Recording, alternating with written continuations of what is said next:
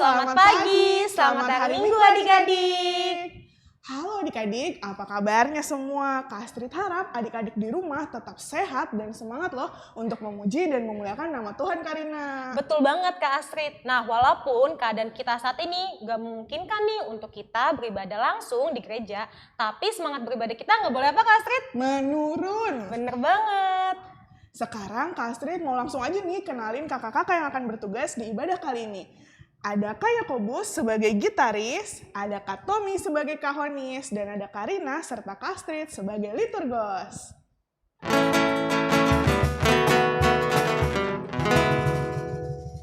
Nah adik-adik, sebelum kita mulai ibadah, Karina mau undang adik-adik untuk bangkit berdiri. Kita mau angkat satu pujian, yaitu hari ini kurasa bahagia.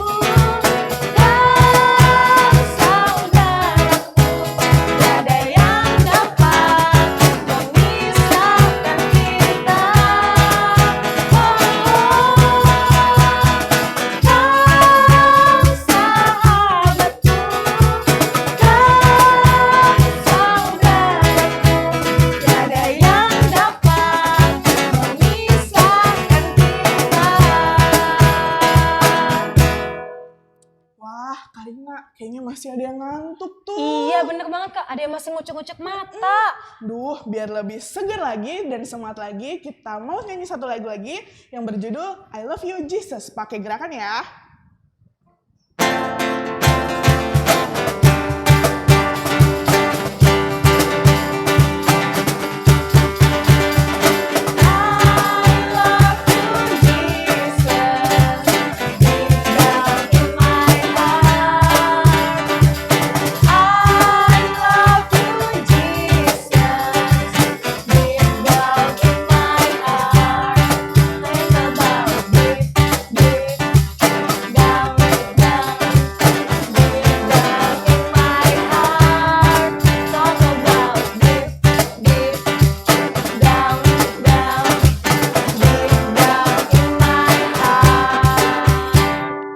Nah gimana adik-adik, udah pada semangat belum? Udah pada melek belum matanya? Nah saat ini kita mau satu dulu adik-adik, jadi adik-adik harus siapin hati dan pikiran adik-adik. Kita lipat tangannya, tutup mata dan tundukkan kepala. Kita saat teduh ya. Saat teduh dimulai.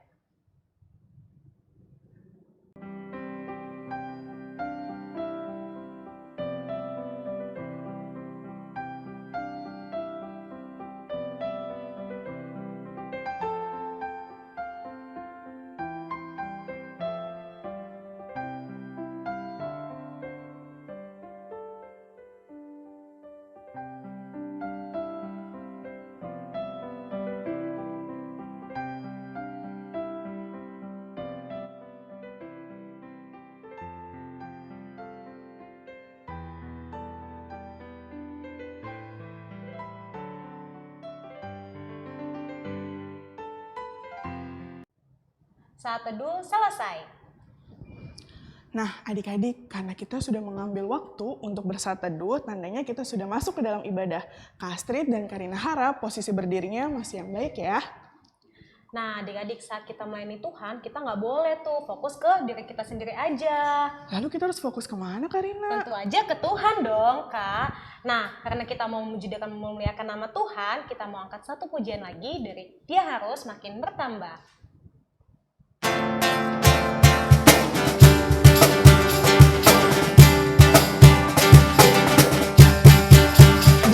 Harus makin bertambah, ku harus makin berkurang. Nama Yesus saja disembah, ku di tempat paling belakang. Bila Yesus ditinggikan dan salibnya diberitakan, pasti Dia menarik semua orang datang kepadanya sekarang. Adik-adik masih dalam posisi tetap berdiri, kita akan masuk ke dalam doa pembukaan. Lipat tangannya, tutup matanya, tundukkan kepalanya, kita bersatu di dalam doa.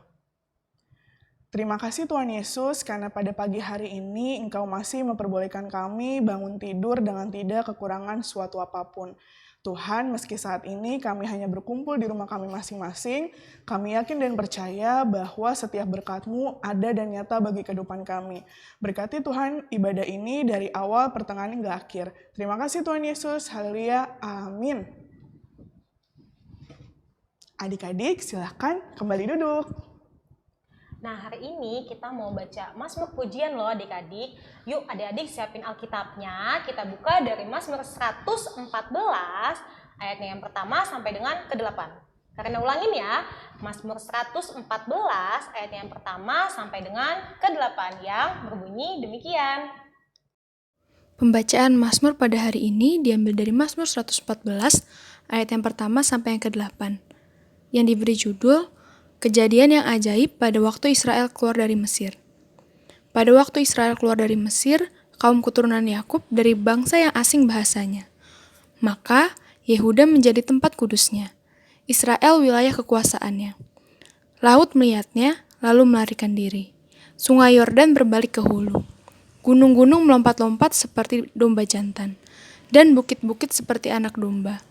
Ada apa, hai laut, sehingga engkau melarikan diri? Hai sungai Yordan, sehingga engkau berbalik ke hulu? Hai gunung-gunung, sehingga engkau melompat-lompat seperti domba jantan? Hai bukit-bukit, sehingga kamu seperti anak domba? Gemetarlah hai bumi di hadapan Tuhan, di hadapan Allah Yakub, yang mengubah gunung batu menjadi kolam air, dan batu yang keras menjadi mata air. Demikianlah pembacaan Mazmur pada hari ini. Nah, Karina, dari Mazmur yang sudah kita baca tadi, kita bisa menyimpulkan loh bahwa kuasa Tuhan itu besar sekali. Wah, apa aja sih Kak emangnya? Contohnya nih, laut, sungai, gunung, bahkan bukit, Karina, itu bisa ditaklukkan oleh Tuhan Yesus. Untuk itu, sebagai anak Tuhan, kita tuh harus selalu memuji dan memuliakan nama Tuhan yang memiliki kuasa atas hidup kita. Nah, kalau gitu, Kak Astrid, untuk meresponi Mazmur yang udah tadi kita baca, kita mau angkat pujian nih dari Kidung Ceria 11, Ku Puji Kuasa Tuhanku.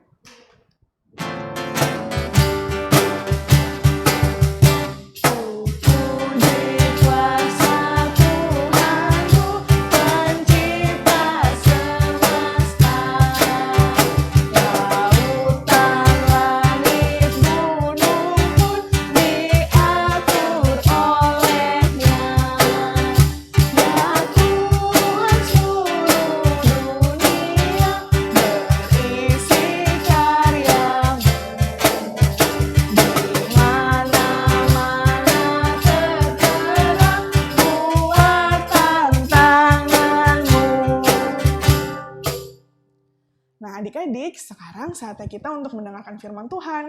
Untuk adik-adik yang sudah bisa menulis, boleh loh disiapin kertas atau bukunya beserta pulpen untuk mencatat firman Tuhan yang akan didengarkan hari ini.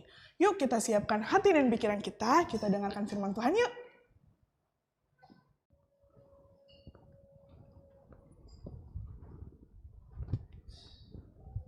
Shalom, selamat pagi adik-adik, selamat hari Minggu semuanya.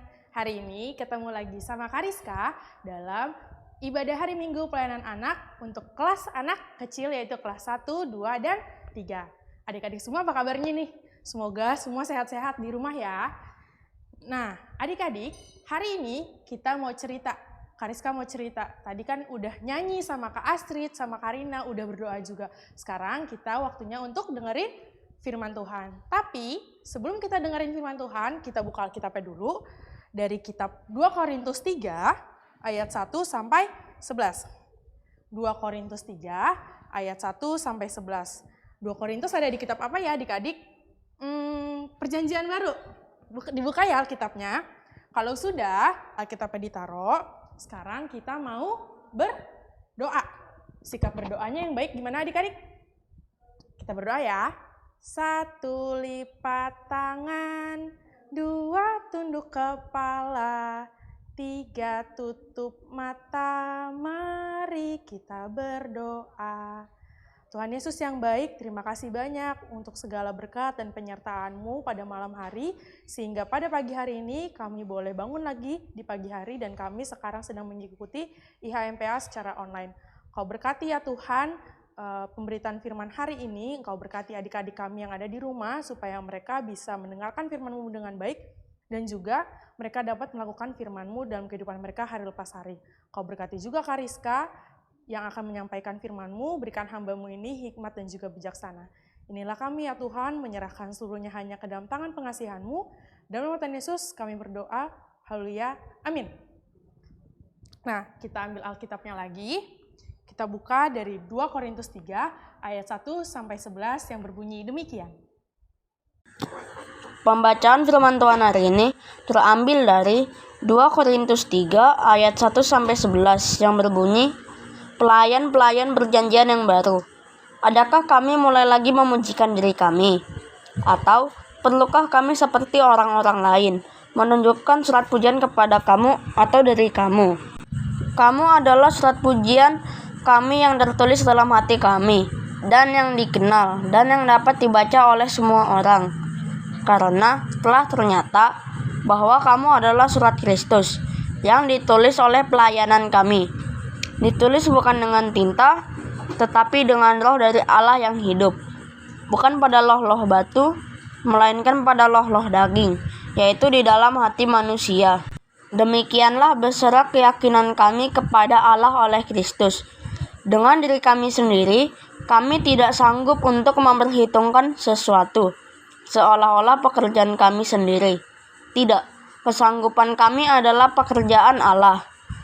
Ialah membuat kami juga sanggup menjadi pelayan-pelayan dari suatu perjanjian baru, yang tidak terdiri dari hukum yang tertulis, tetapi dari roh. Sebab hukum yang tertulis mematikan, tetapi roh menghidupkan. Pelayanan yang memimpin kepada kematian terukir dengan huruf pada loh-loh batu. Namun demikian kemuliaan Allah menyertainya waktu ia diberikan. Sebab sekalipun pudar juga, cahaya muka Musa begitu cemerlang, sehingga mata orang-orang Israel tidak tahan menatapnya. Jika pelayanan itu datang dengan kemuliaan yang demikian, betapa lebih besarnya lagi kemuliaan yang menyertai pelayanan roh. Sebab jika pelayanan yang memimpin kepada penghukuman itu mulia, betapa lebih mulianya lagi pelayanan yang memimpin kepada pembenaran. Sebenarnya, apa yang dahulu dianggap mulia, jika dibandingkan dengan kemuliaan yang mengatasi segala sesuatu ini, sama sekali tidak mempunyai arti. Sebab, jika yang pudar itu disertai dengan kemuliaan, betapa lebihnya lagi yang tidak pudar itu disertai kemuliaan. Demikian pembacaan firman Tuhan hari ini. Demikian pembacaan Alkitab kita hari ini. Nah, adik-adik yang dikasih oleh Tuhan Yesus Kristus, hari ini Kariska mau bercerita tentang seorang rasul yang menulis surat untuk jemaatnya. Kira-kira ada yang bisa tebak nggak ya? Siapa sih rasul yang mau Kariska ceritain hari ini? Kalau adik-adik perhatikan, bacaan kita hari ini terambil dari kitab 2 Korintus. Korintus tuh nama apa sih? Ada yang tahu nggak? Kalau belum tahu, Kariska kasih tahu ya. Korintus itu adalah sebuah kota. Nih, ilustrasi kota Korintus seperti ini kurang lebih. Nah, dahulu ada seorang rasul yang ditugaskan oleh Allah untuk memberitakan firman Tuhan di kota tersebut. Ada yang tahu siapa rasul itu? Rasulnya yang nulis surat Korintus ini loh. Rasulnya bernama Rasul Paulus. Masih ingat kan sama Rasul Paulus? Ini ilustrasi Rasul Paulus. Nah, Rasul Paulus ini sudah 2 kali menuliskan surat untuk jemaat di kota Korintus. Makanya nama kitab kita hari ini yaitu 2 Korintus, yang berarti surat kedua yang dituliskan oleh Rasul Paulus untuk jemaat di Korintus. Pasti adik-adik ada yang bertanya-tanya, isi suratnya tuh apa sih Kak? Kenapa ya Rasul Paulus sampai menuliskan surat untuk kota Korintus? Emangnya ada apa sih di sana? Jadi gini adik-adik, Rasul Paulus itu dulu pernah melayani dan memberitakan firman Tuhan di kota Korintus. Lalu setelah itu dia pergi lagi ke kota-kota lain untuk memberitakan firman Tuhan juga. Di kota Korintus itu sendiri adik-adik, Rasul Paulus memberitakan firman Tuhan dengan rendah hati, dengan jujur, dengan tulus. Dia melakukan semuanya itu hanya mempunyai satu tujuan, yaitu untuk memuliakan nama Tuhan. Diingat-ingat, untuk memuliakan nama Tuhan. Nah, setelah Rasul Paulus menganggap bahwa jemaat di sana sudah bisa mengenal Allah dengan baik, sudah bisa hidup di dalam Allah dengan baik, pergilah Rasul Paulus ke kota-kota lain, tujuannya sama, untuk melayani dan memberitakan firman Tuhan. Dan tujuan Rasul Paulus melakukan itu tetap sama ya adik-adik, untuk memuliakan nama Tuhan, untuk menyenangkan hatinya Tuhan. Setelah Rasul Paulus meninggalkan kota Korintus, muncullah banyak sekali rasul-rasul palsu yang melayani hanya untuk dilihat orang banyak. Mereka melakukan itu hanya untuk mendapatkan sebuah pujian, mendapatkan kata-kata baik yang enak didengar di telinga. Padahal yang benar adalah tujuannya untuk memuliakan nama Tuhan Yesus, untuk menyenangkan hatinya Tuhan Yesus. Nah, rasul-rasul palsu ini enggak sungguh-sungguh melayani Tuhan. Motivasi mereka salah besar. Padahal dulu ketika Rasul Paulus melayani di kota Korintus, Rasul Paulus sudah mengajarkan jemaat di sana untuk mengenal Tuhan secara lebih baik lagi. Kalau mereka sudah mengenal Tuhan secara baik, mereka dapat merasakan Roh Kudus, mereka dapat merasakan kebaikan Tuhan yang begitu luar biasa bagi kehidupan mereka. Nah, Rasul Paulus juga mengajarkan bahwa kepada mereka untuk hidup di dalam kasih. Jika ada yang berbuat salah atau ada yang berbuat nakal, harus diberitahu dengan baik agar nggak mengulanginya lagi. Rasul Paulus mengingatkan mereka untuk terus meminta petunjuk Tuhan melalui Roh Kudus. Nah, Rasul Paulus nggak mau tuh kalau misal kita melakukan kebaikan seperti yang Tuhan ajarkan, kita melakukan kebaikannya untuk mencari pujian atau untuk mendapatkan sanjungan. Pokoknya untuk mendapatkan hal yang baik, hal yang enak didengar di telinga kita. Rasul Paulus nggak mau tuh kayak gitu. Ketika kita melakukan kebaikan, kita harus tulus melakukannya tanpa menerima apapun, tanpa menerima imbalan apapun. Pokoknya harus tulus dengan hati yang tulus. Kira-kira isi surat Rasul Paulus kepada jemaat di Korintus seperti ini adik-adik kalau dari bacaannya. Kariska jelaskan ya secara singkat. Rasul Paulus mau mengingatkan jemaat di Korintus untuk tidak menyenangkan telinga mereka, tetapi menyenangkan hati Tuhan, dan mereka tidak boleh mencari pujian dan keuntungan bagi diri mereka sendiri. Itu semua pelayanan yang mereka lakukan hanya boleh untuk memuliakan nama Tuhan. Nah, ini ilustrasi ketika Rasul Paulus menuliskan surat untuk jemaat di kota Korintus. Sudah 2 kali loh Rasul Paulus menuliskan surat tersebut. Nah, sekarang Kariska mau kaitkan firman Tuhan hari ini dengan kegiatan kita sehari-hari. Adik-adik, kita kan sebagai anak-anak Tuhan diminta untuk selalu berbuat baik. Kebaikan itu adalah salah satu sifat Tuhan yang harus kita lakukan. Kan kita anak-anak Tuhan, maka sifat kita harus sama seperti Tuhan Yesus. Kita melakukan kebaikan itu bukan untuk menerima pujian dari orang lain. Tapi ketika kita melakukan kebaikan itu hanya untuk menyenangkan hatinya Tuhan Yesus. Tujuannya itu doang adik-adik, nggak ada yang lain. Nggak boleh juga tujuannya yang lain. kita harus mencontoh Rasul Paulus ketika melakukan kebaikan, itu semua hanya untuk menyenangkan hatinya Tuhan. Gak boleh tuh kayak rasul-rasul palsu di kota Korintus tadi. Kalau Kariska kasih contoh perbuatan baik tuh kayak gimana ya kira-kira? Contoh perbuatan baik itu bisa melalui perkataan dan perbuatan kita.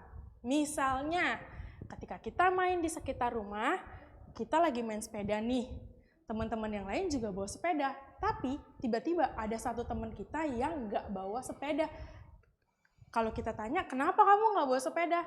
Dia bilang dia nggak punya sepeda. Nah, nggak boleh tuh adik-adik dia dikatain atau diejek. Ih, kamu nggak punya sepeda, sana-sana pergi, nggak boleh ikut-ikutan main sama kita. Udah sana-sana pergi. Itu nggak boleh adik-adik, itu adalah perbuatan dan perkataan yang tidak baik. Itu nggak boleh dilakukan. Jadi contoh yang baik kayak gimana sih kalau temennya nggak punya sepeda? Bilang sama mereka seperti ini. Kamu nggak punya sepeda ya? Nanti pakai sepedaku aja, kita ganti-gantian. Supaya kita bisa main bareng teman-teman yang lain. Kurang lebih seperti itu adik-adik. Nah, ini contohnya, kurang lebih seperti ini. Dengan berkata seperti itu, kita sudah mencerminkan perilaku yang baik, kita juga sudah menjadi berkat bagi orang lain. Contoh yang lainnya, misalkan, kan sekarang lagi pandemi COVID-19. Kalau kita keluar rumah, kalau kita misalnya teman-teman, jangan lupa untuk pakai apa? Pakai masker. Atau kalau adik-adik nggak mau pakai masker, harus pakai face shield. Nah, kalau misalkan ada teman kita yang nggak pakai masker atau nggak pakai face shield, terus kita ingetin, kok kamu nggak pakai masker, kok kamu nggak pakai face shield? Terus dia bilang kalau aku nggak punya masker, aku nggak punya face shield. Nah, kita boleh tuh tanya mama atau tanya papa, Ma, Pa, boleh nggak aku kasih maskerku atau kasih face shieldku ke temanku yang punya masker atau face shield? Kebetulan misalkan di rumah kita tuh ada masker berlebih atau ada face shield berlebih.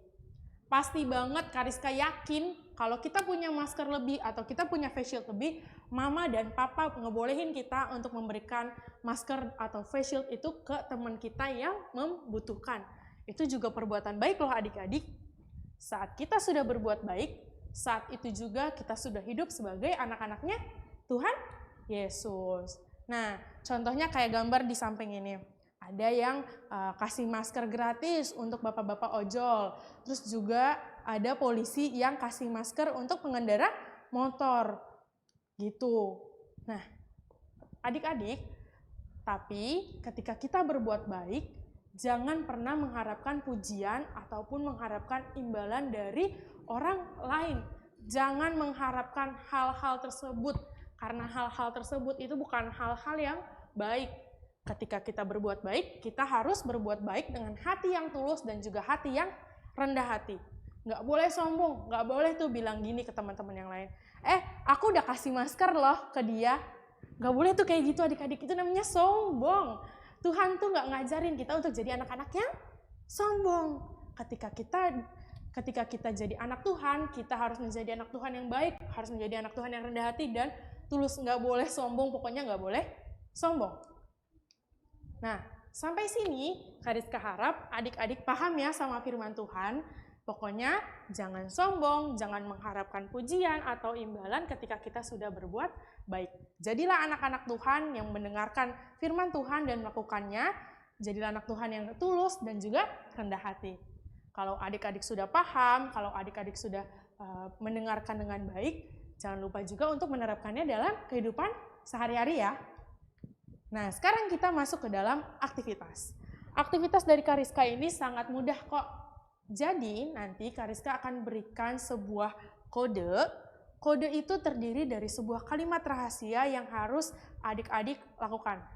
Ini kodenya. Ini kodenya ya adik-adik. Ada sandinya juga loh. Nih, kayak gini. Dilihat baik-baik. Nah, nanti adik-adik susun per hurufnya. Nanti juga aktivitasnya akan Kariska kirimkan ke grup WhatsApp Pelkat PA. Jangan lupa untuk tanya ke mama dan papa terkait aktivitasnya.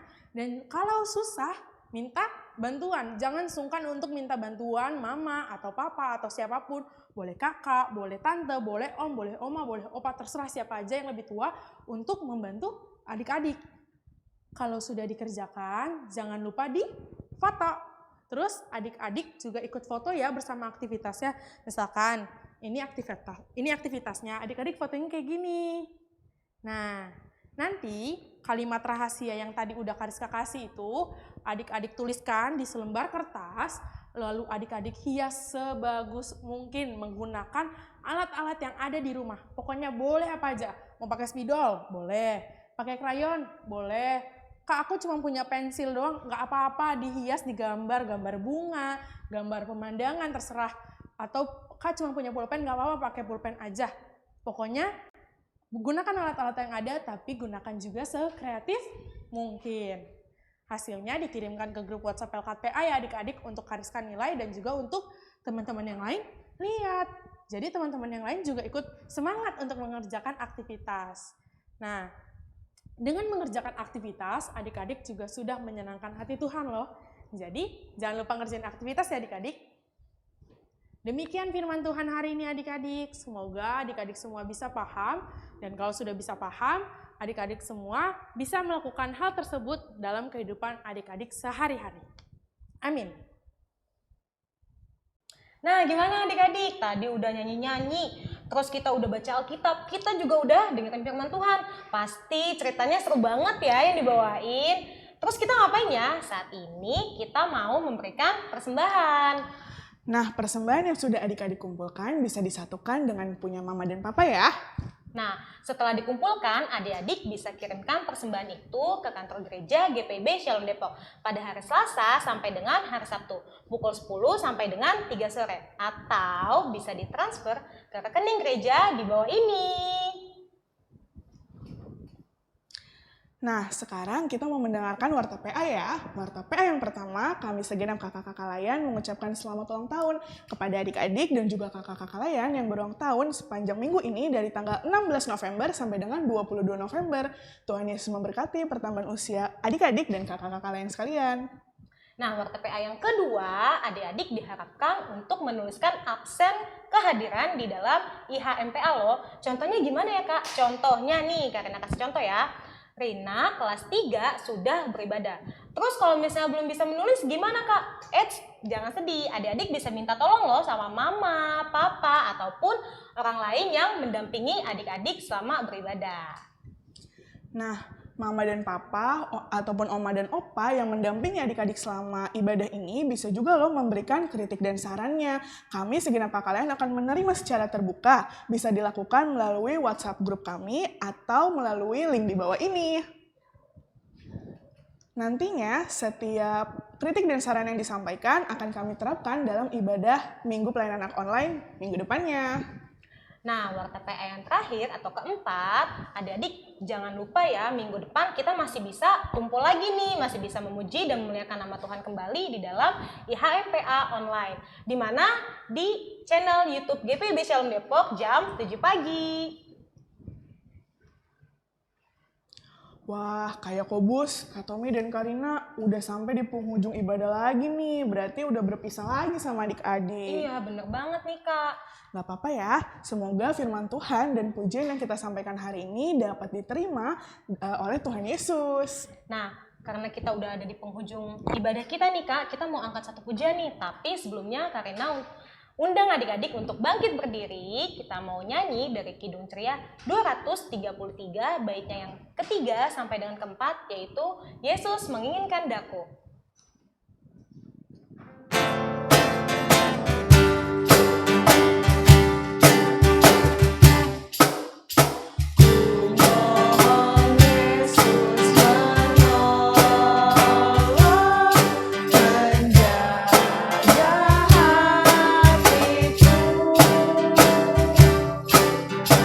Agar bersih dan bersinar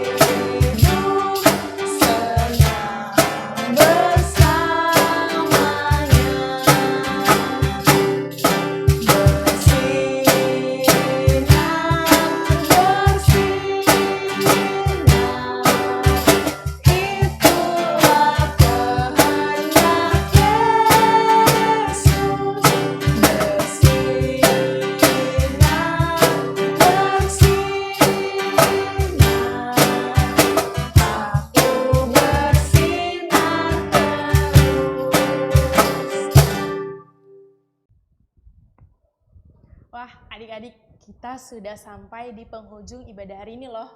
Gimana tadi? Kita tadi udah nyanyi, kita tadi udah bergerak bareng-bareng, kita udah berdoa, dan kita udah dengerin firman Tuhan. Sekarang waktunya kita untuk kembali ke aktivitas kita masing-masing.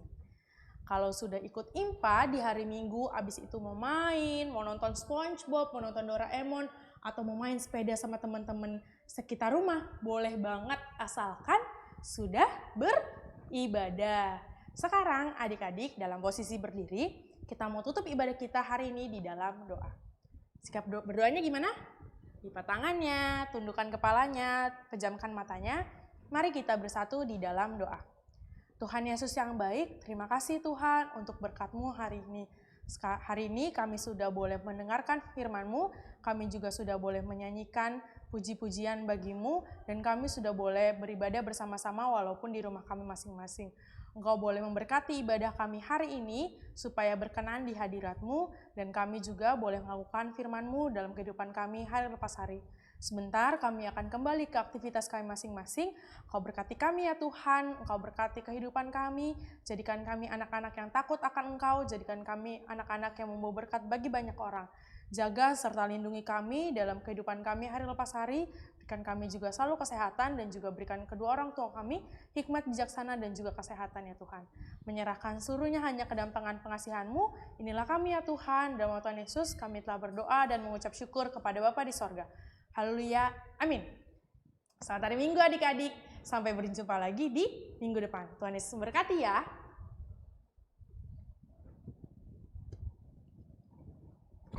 Dadah.